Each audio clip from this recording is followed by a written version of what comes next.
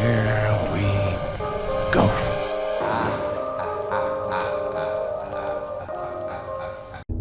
When you are in clinical depression, the mind is your biggest enemy. Because it knows you better than you know you. It knows every single trapdoor. It knows every excuse. It knows every problem. We must go further in detecting and treating mental illness, including more research on the brain-body connection. Would never tell anybody to snap out of diabetes or snap out of asthma. You can't snap out of depression. We need much more understanding about what's going on with the wiring that leads to this. As a psychiatrist, I see on a daily basis that suicide is an epidemic in our country. What I'd like to share with everyone is the fact that one person actually commits suicide every 16.2 minutes. 25 states, half of the United States, has seen a rise in suicide by more than 30%. We understand the...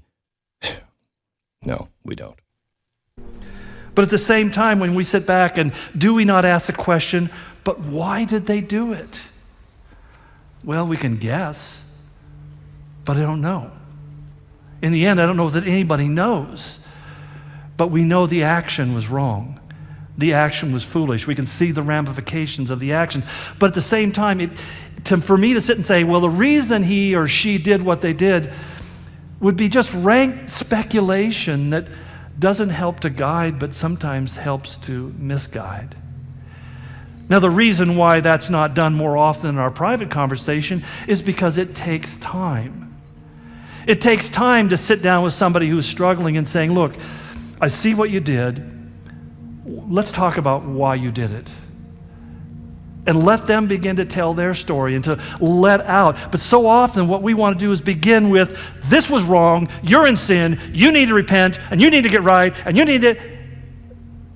And immediately we make one thing very clear to them. We don't really care about the whys. All we care about is the what. Human behavior is controlled by why questions. Why do we do the things we do? Why did you buy the car that you bought? Why do you live in this city? Why do you have the kind of job you have? What's the why behind the things that you choose for yourself? That answers the deeper questions, a question that oftentimes we don't even ask ourselves. But God is desperately concerned with the whys we do what we do. You see, there are reasons behind behavior, and a lot of times we just want to focus on the action and speak to that action and tell people why that action is wrong and they shouldn't be doing that, when every one of us has a reason behind it. If we would just simply take the time and say, you did this, and I mean, that's obvious, I don't want to dwell on that, but I want to dwell on why did you do that? Help me understand why you made those choices and those decisions. And I find it interesting how that we live in such an instantaneous culture. We live in a culture where if we watch the evening news, it jumps from tragedy to tragedy to tragedy to tragedy, and now this, and they go right to a commercial of some banal thing that they're advertising. And our minds begin to become conditioned to this kind of jumping quickly from thing to thing and not thinking deeply, not digging a little deeper and saying, what exactly is the story here? What is actually going on? I just tell you, there's a reason why I tend to like to read my news stories on the internet and read the entirety of the article, because usually I find the most important information is the last paragraph. And sometimes I think that's intentional. But it's easy to draw snap judgments about everything that's going on in life, even snippets of information we hear about somebody else. Did you hear that? And right away, we're caught up. And we may be operating upon something that's not even accurate. Someone once said, the only exercise Christians ever get is jumping to conclusions and leaping to judgment.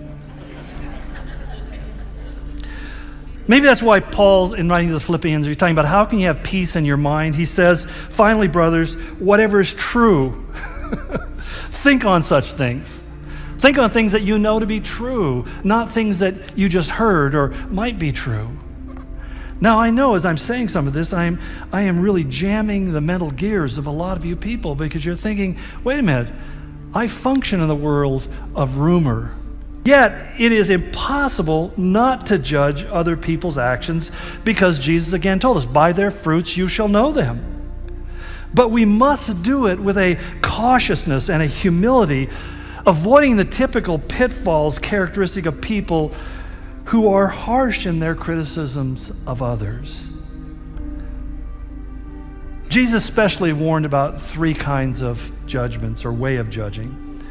And I would characterize the first as being simply rash judgment. One of the worst errors that you and I can make is to judge people rashly. Proverbs 18:13 says, "He who answers before listening, that is his folly and his shame." In other words, if you give an answer before you have all the facts, you're probably going to be embarrassed by what you've said or what you've concluded. I find this is a hard thing for most of us. Most of us see or hear something and we immediately react to it. I think how often we find, for example, in our news cycle, a snippet of a comment is posted as if it summarizes the entirety of the message, only later on to find out that it was highly redacted and highly edited to give a different impression, to sensationalize something that really had nothing to be sensationalized by. It happens all the time. People say things for certain effects. And the simple fact is, if we begin to draw conclusions without having all the facts, then we're very, very likely to draw conclusions that are incorrect. There's supposed to be a Christian website where they post different things for Christians, and what I realized when I went there for the first time after being recommended, that all it is really accusations and gossips about other churches and ministries. And I read down, and you think you read this one article and go, I can't believe they did that. And then you read somebody else responds, and the other person tells them that guy's getting it all wrong, and he's not telling you the truth. And I realized that this website, called a Christian website, called a Christian discernment website, is essentially gossip.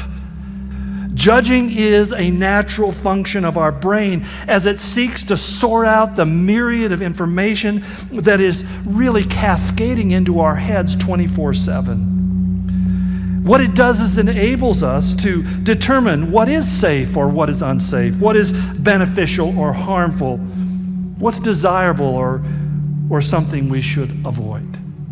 So we need to make those kind of discriminating judgments. We need to be able to look at somebody and saying, that's not safe what you're doing right now. That's not a good call on your part.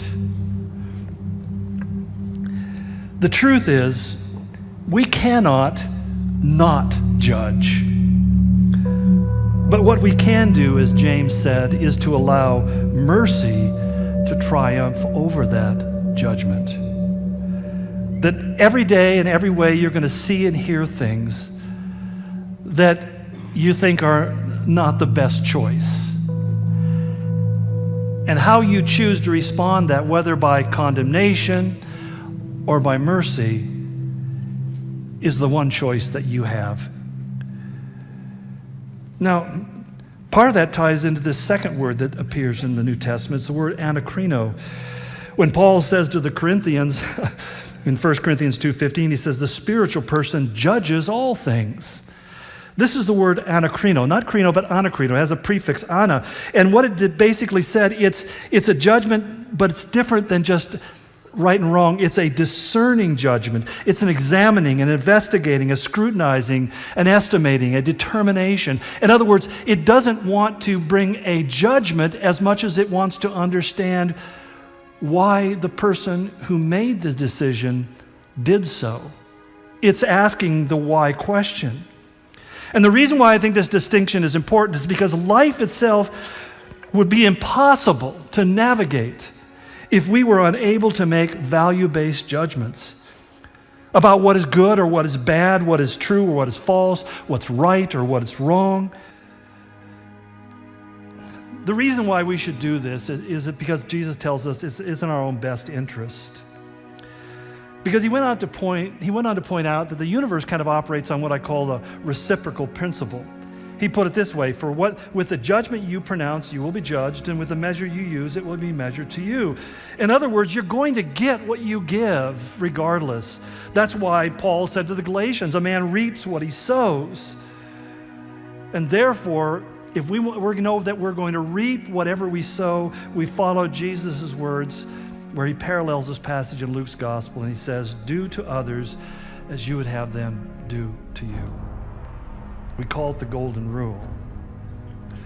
It's not wrong to help people get the speck out of their eyes so that they can see more clearly. And all of us have times in our life where we need someone to help us to see ourselves and our life and our relationships and the world around us more clearly. Hopefully, that's what I'm doing right now. Is trying to take specks out of our eyes so that we can see the world around us more clearly. We can see each other more clearly. That we can look at each other in a way that kind of says, you're not okay and I'm not okay, but that's okay with me. That we're all damaged goods. We're all lame and limping, you know. As Dan Allender in his wonderful book on ministry said, leading with a limp. He said, I don't trust a pastor who doesn't lead with a limp. There's something about that brokenness in our lives that should make us feel safe. Because people who are openly broken in their lives aren't pretending to be something that they're not. They're not trying to draw the praise to themselves. They recognize even more than many of us do that God is the one who is good and gracious and kind, and he's the one who alone should be worshiped. That all men have feet of clay.